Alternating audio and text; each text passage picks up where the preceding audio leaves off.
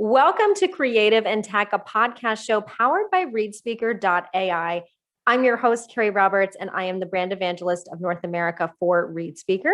And this show is all about highlighting the various brands, organizations, and people that are creatively using one of the fastest growing spaces in technology, conversational AI. Today, we're focusing on the retail and the e-commerce vertical, and I have with me Gwen Morrison. She is a senior advisor at the Open Voice Network, and she has also been for almost 20 years. Prior to that, she worked for WPP she was the CEO of their global retail practice. So we are so excited to have you here, Gwen. Welcome. Thank you. Glad to be here. Thank you. Yes. So before we get into all the details of this, I want to start with you personally. You started in marketing and advertising very early on. You've seen the trajectory of growth, and then you kind of focused a little bit more on retail in that space. What is it about the marketing, branding, and retail space that you love and has excited you for so long? Sure. Thank you. Well, I got into advertising early in my career, always had a passion for brand development, creative, and bringing brands to life through advertising execution. And as I kind of got along in the career and started noticing how at retail, the brands kind of lost their luster. You know, you spend $1 million on this incredible TV spot that's been tested. Every different aspect of it has been analyzed, and all the brand cues and equities and so forth in there. And then you spend millions of dollars, of course, on the media side once it's been done. And then you get in a store and you see all that imagery and equity just doesn't exist. It's just a product on the shelf, and oftentimes, worse than that. Yeah. So I won't go. So I started getting to how do we actually drive some of the dollars, whether it's co-op dollars, other types of field monies and so forth, into making that presentation on shelf better. I then also got into more of an architectural role in an interior architecture firm that did retail design as a strategist for some of that work. And so I've really tried to put it all together and worked for a number of years in a promotional agency that was building a 3D design team. And that was very early days with shopper marketing kind of becoming a thing, and my brand on your shelf, and even some of these experience retail environments. Let's think early days Nike Town and Starbucks, where you're really going three-dimensionally through a brand journey. So that was really what started to get my interest quite, moving beyond traditional advertising. And then, of course, in the last 18 to 20 years, it's been nothing but change and innovation. It's been probably the most exciting space that I can think of to work. So when you think of, what e-commerce was, 20 plus years ago to what it is today, and how the retail industry, through all different iterations of, technology at retail used to be, hardwired TV networks, think Walmart TV, that was, and how it's leapt from there. Really what people use all the time, the screens that they use are their phones. So now how do we tap into that? So it's just been a very exciting journey. And I've had the opportunity to work all over the world and see, how markets that are less mature often have even more opportunity to leapfrog older legacy types of systems and technologies.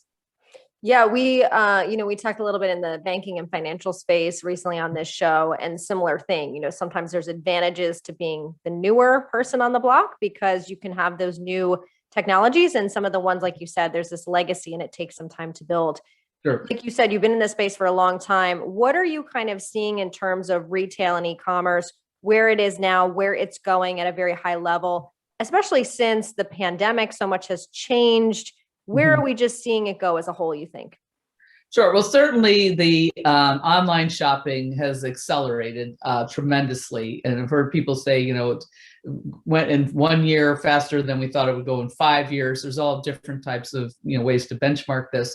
But the interesting thing is we've seen more people shop more categories than we ever saw before. And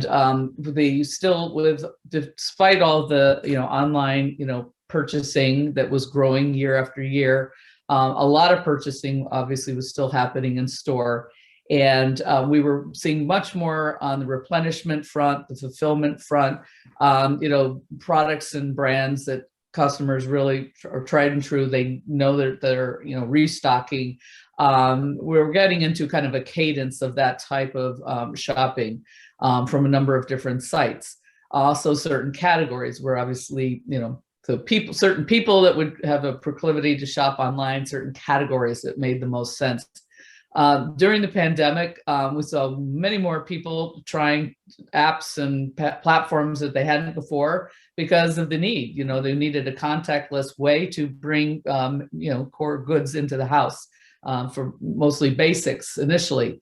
And we saw a wonderful, give the retail industry a big credit for being as nimble and fast changing as they were to get this, click and collect really up and running. I think the Target poster was, Target shop with the car running. It was just, it was very amazing that the fulfillment. And on the operations side, that's quite a challenge. It was also very interesting for, we talk about AI, that last year was not predictable. So, and yet some of this data and the AI capabilities were essential for retailers to, pivot and change even what they offer. And I'll give you an example. If you think about how there used to be a certain rhythm of, soccer moms driving their kids to the game or soccer dads driving their kids, and a certain time of day, pizzas are being ordered, or a certain time of day in a Costco, all of those goods, the big Gatorades and the big packs, the juice boxes, they're being ordered. Now this doesn't happen because we don't have the soccer game. So how does the peak times shift if you were like a QSR?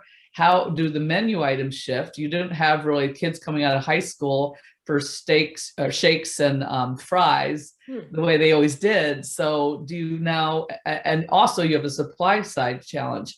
So the AI became essential in helping these businesses to understand what was going on around them.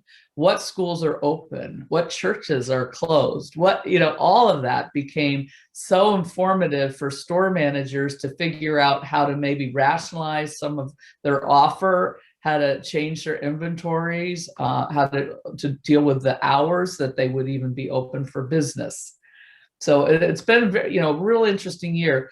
The other thing is to look at those technologies that could be, like I say, cobbled together to make the shopping experience more enhanced. And the example we've talked about is looking at the number of people who had to stand in line outside, a big box format store with their shopping carts, 6 feet apart, and sometimes in the heat, sometimes in the rain and the snow. Mm-hmm. And Yelp, if you have a geolocation app like a Yelp, they know where you are. You're right there in the parking lot. So that store is like right there. So why couldn't you be in your car using a chat, building that basket in the comfort of your car, and then go get it all put together?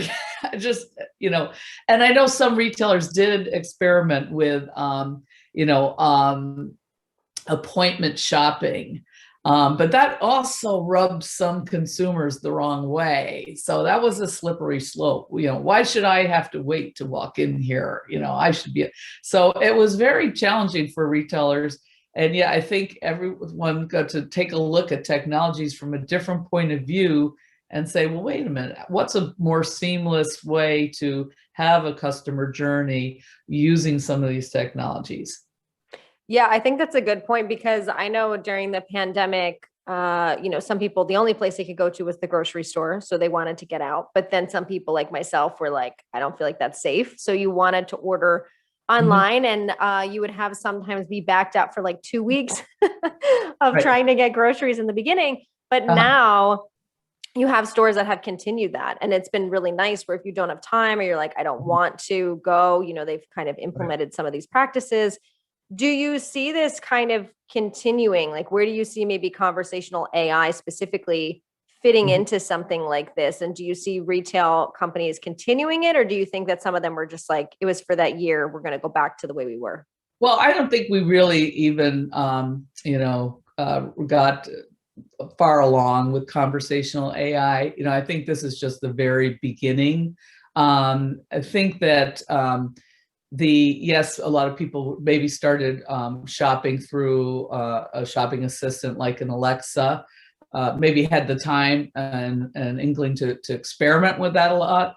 But it's still very early days. And I think, the bigger picture, when you think about shopping with a voice-driven search, let's say, the great thing about voice is that we articulate what we're really looking for. And we have, not just our words, but sentiment and all other kinds of cues that could help better direct the search results. We can speak so much faster than we can key into, our keyboard, whether it be a phone or laptop. But we also, and then receiving that information through voice, can't always process it. Humans can't process it as fast as maybe what they can read. So I think we're just at the very early stages of deploying voice as part of facilitating a shopping journey. And I think that we're going to have to get more integrated. A voice and a visual approach is probably what we're going to need. We saw a lot of Pinterest saw a big uptick in the use of their platform through, especially in home improvement and home office and ideas for crafts with the kids. Easter was huge, during the pandemic. It was Pinterest. It's what was Easter going to look like during a pandemic, things along those lines. So I think there really is a desire on behalf of consumers to explore and experience things. They want ideas. And so right now you can use voice, think about that as a way to describe the kind of idea and inspiration you're looking for far better than probably putting in a few keywords. It's just that the industry isn't there yet. But where we are is starting to use chat and starting to use voice in some deployments for inventory purposes, for help of third parties coming in, like an Instacart, to say, if I could use my voice to find something instead of finding it with the package. Finding things through packages on the shelf is actually not particularly natural. In the old days, you'd walk in the general store and they'd say, "Hi, Gwen, how are you? And we've got something new this week that I think you'd really like." So you're not going to find that necessarily on the shelf if all that's presented to you are rows and rows and rows of SKUs. So both on the retailer inventory side, where are we out? If someone can just walk down the aisle and be speaking into a device and say, "We're out of this, we need more of that." That's a very efficient way to be able to capture the information that is needed to restock. So we're sort of at a ground level right now with a lot of really smart people in the industry trying to envision the future and looking at things. And I should say a little bit about the logo behind me, Open Voice Network, which is trying to create standards around voice, how do we work together as an industry where we have standards and guidelines that give the consumer a sense of privacy and trust, which is the number one thing. Can I trust that I'm building a basket at a certain retailer, but I don't see the logo because I'm using my voice? Is it going to be fulfilled by that retailer? Well, I think that's a good really point. Yeah, I was just going to say on that note, because what we do here at ReadSpeaker AI is we do these customized voices, these text-to-speech voices. And I always think about, like you just said, we have this kind of visual logo that we see if I'm at a shop, right, or a Whole Foods. Yeah. But when I'm doing voice, if there's not a visual, we need something auditory. So where do you think, a customized voice or a sonic brand could fit into that, so people recognize I'm purchasing something from this retailer versus something else? Well, I think the voice, and there are a lot of interesting creative people that are looking at, brand design through voice strategy, and what does that mean? How do brands add that capability to their assets? So a lot of retailers and brands are thinking, what does my brand sound like? We've had a conversation recently about, well, what if a sporting event that was being driven through, a platform through voice would have a brand that would have maybe a commercial as part of that platform, streaming, you have to now have a brand sound. So we have starting to think about, far out, what does this big picture look like? And then what has to happen between here and there? And right now, there's a lot that has to happen. Just the issue of interoperability between platforms and devices. Am I starting a conversation with one assistant on a phone and migrating that to another assistant on a device in my home or to my laptop? How does that connect seamlessly? And where does that link with a payment system? Because you don't want to have to keep opening up all these different apps. That's not a seamless customer journey.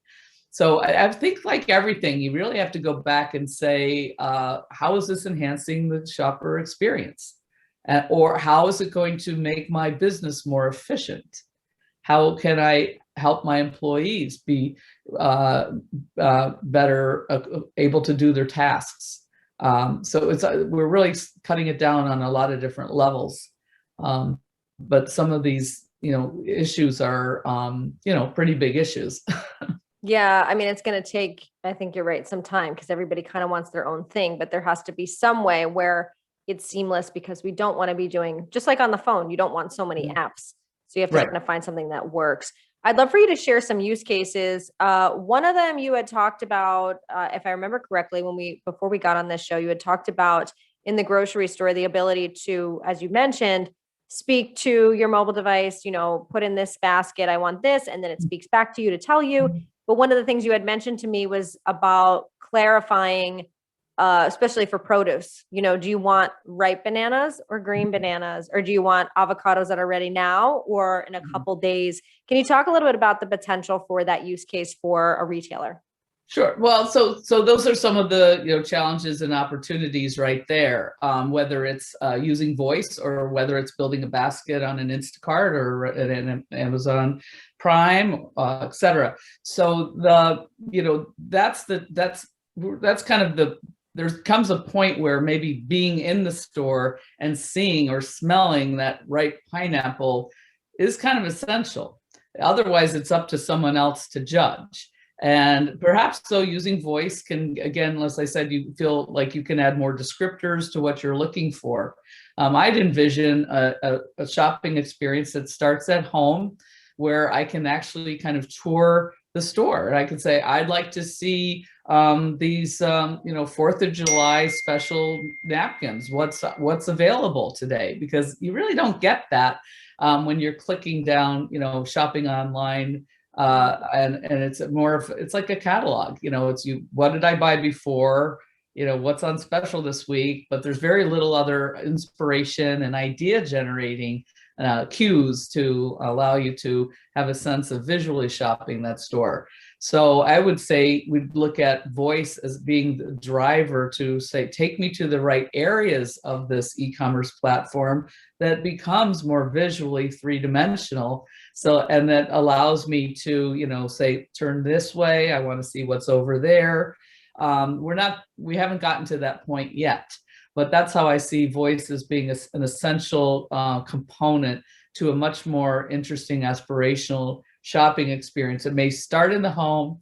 I may click and collect. I might get it there. I might say, but now I wanted to see more of what was in that other area. And there's a reason for me to go into that store. And I think the industry is needing to accelerate faster because of what we just went through with this pandemic.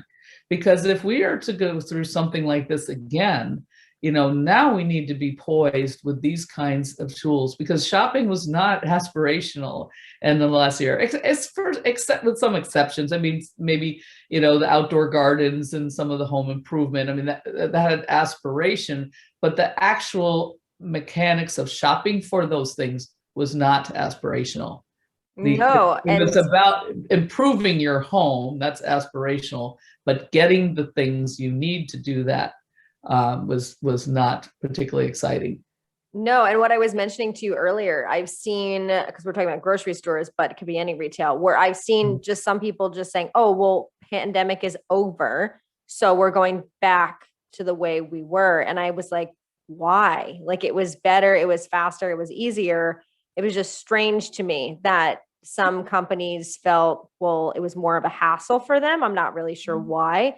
Like a small example is, which I don't even know why we still do it, when you do a credit card and you have to sign for it. So they got rid of that most places. And then they were like, well, now you have to. You could sign anything. And how many places can you tap? And it was just kind of felt outdated. And it was kind of like, well, I still don't want to touch anything. I'd rather just do something easy. So it'll be interesting to see, who kind of says, okay, this wasn't just for a short period of time, but this is something we have to do and continue to do because now it's expected. I think, in retail there's always that sort of operations that we know how to open a store. We know how to operate a box that is high performance, and the retailers that just go back to those metrics are probably going to be quite a bit behind for whatever is in our future, or just the fact that their competitors are going to learn from what happened, and the ones that have embraced new technologies, that embraced new operational procedures that made them more efficient, that helped them to win during the hardest time they could have ever imagined. And then they say, what did we learn from this? Well, a lot of the retailers that we admire learn that to break down the walls even more. We've been talking about break down the silos. These aren't tools that are just sitting in the IT world, right? These are tools that have to impact all aspects of the operation, how people work together in their organizations, and the kind of tools and experiences they'll extend to their shopper, to their audience. So the ones that learned that, boy, I could talk to merchandising, was on board with the operations piece, that was on board with the other types of partners in our organization, and the transformation really was the glue that held those teams together. That's the learning they're going to have moving forward. And now, what's that next iteration? How do we get further along with from interacting with retail and brands from the outer edge of the perimeter of the store through interactive and AI, has a big role in, data capture of who's looking in the window. How do transactions happen in more places? Could it happen at the exterior zone of the retail environment combined with a phone app? How are we navigating, retail mall differently? I mean, certainly the mall operators are very, looking at lots of new tech that can help redefine, the role of malls in this, new era. So, it's very exciting. It really is. Yeah. And my other favorite one that I'd love for you to share was, again, this idea of using a voice assistant to interact with consumers, to send samples and the ability to kind of potentially get new buyers or upsell. Can you talk about that a little bit? Sure. Well, that was the kind of a little experiment that I was going through the Alexa app and enabling different retail platforms through my Alexa. And then I said back, oh, so Alexa, I've just downloaded Send Me a Sample, it's called. That was one of the highly rated ones. There were a lot of apps out there, by the way, that have very poor ratings. So a little bit of warning, let's test these things first before we go live. Let's make sure we're really adding to an experience, not frustrating a shopper potentially. But the Send Me a Sample was just it's like, well, Alexa, send me a sample. It's like, well, what would you like? And I just said, well, what do you have? And that's where, again, there wasn't much of a visual that could, like, if you could just show me the categories or something. But we did just said, how about something in beauty. And then I did get an Estee Lauder sample of something is on its way to me now. So we'll see what it is. So that's fun to put a little surprise and delight into retail. That's what retail is all about to begin with. I love that idea. And I think even, each organization having one, because if you can, a big issue is also marketing these new apps. So if you can market them and say, look, if you use voice, you can ask it to send you a sample. We'll send you something for free. And if you order from here, you get 10% off. And so there's a way to get people to kind of start using it and differentiate yourself in a unique way with customer experience. So when you told me that, I was like, that's such a smart idea that really could be expanded. Absolutely.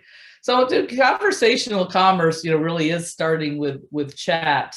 And I think that'll be, if people are getting more and more comfortable with, navigating an e-commerce platform, what can I help you with? I think for a while it felt a little like, oh, you don't want to talk to me. I can call the 800 number. You want to chat with me. But again, I think through this experience that, this last year plus brought us where we were, not navigating our natural world as we would like to be roaming the planet. It put us into a mode to try and test and learn. And I think we're looking at a consumer base in general that has more appreciation for some of these technologies that are going to help them feel safer and help them navigate in a more seamless, experiential customer, shopping journey. Yeah. We're recording this in June, which is Pride Month, which is, in support of LGBTQ. And so it's always interesting to me to think about how can retail be more inclusive, not just during Pride Month or to that population, but to various ethnicities and ages and backgrounds. Do you have any thoughts of how retail could be more inclusive in terms of how they use conversational AI?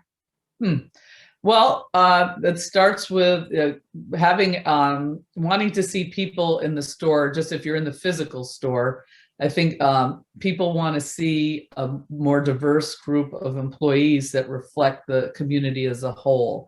I want to see myself included into the people that are running this operation, because I'm voting with my wallet. Every consumer is. And so if they don't see a staff on the front line that and management, people are very sensitive to that. They know who the store manager is, to look at reflecting, their needs. And that goes for people with all, not just, different LGBTQ, but people of ethnicities and people with special needs, help, and employees need help understanding how do you interact with someone who can't reach more than 3 feet high on a shelf or 4 feet high on a shelf, so there's a lot of issues there, and opportunity to expand and be more inclusive. With voice, obviously you'll say, well, what you can start choosing the kinds of a voice that you want to hear. So that is in early days of development, giving you options with accents. I happen to have my Siri is from Australia, so me too. and I sort of like, is that because that's not really about being inclusive? It's almost about, hey, that's sort of maybe a little of my brand, what's my phone ring is take 5. People like my phone ring, just get a little comment from that from time to time. That's not really, what you're getting at in a much more serious topic about inclusivity. But I would tell you this, I think the retail industry is very, very committed to this issue. I've been to many international retail conferences where this is front and center of what they're doing, and whether it came down to, Target a few years ago, just not having a gender specific, toys, these are not the boy toys and the girl toys. I think it's in plus sizing as well, and body types in inclusivity. So that's given a nice challenge to apparel and department stores, et cetera. Looking at this in just all different levels. What is the packaging? You've seen a lot of brands that have walked away from iconic images and spokesperson associated with their brands. that made other people feel uncomfortable. So I think everyone's putting the tape measure around this topic.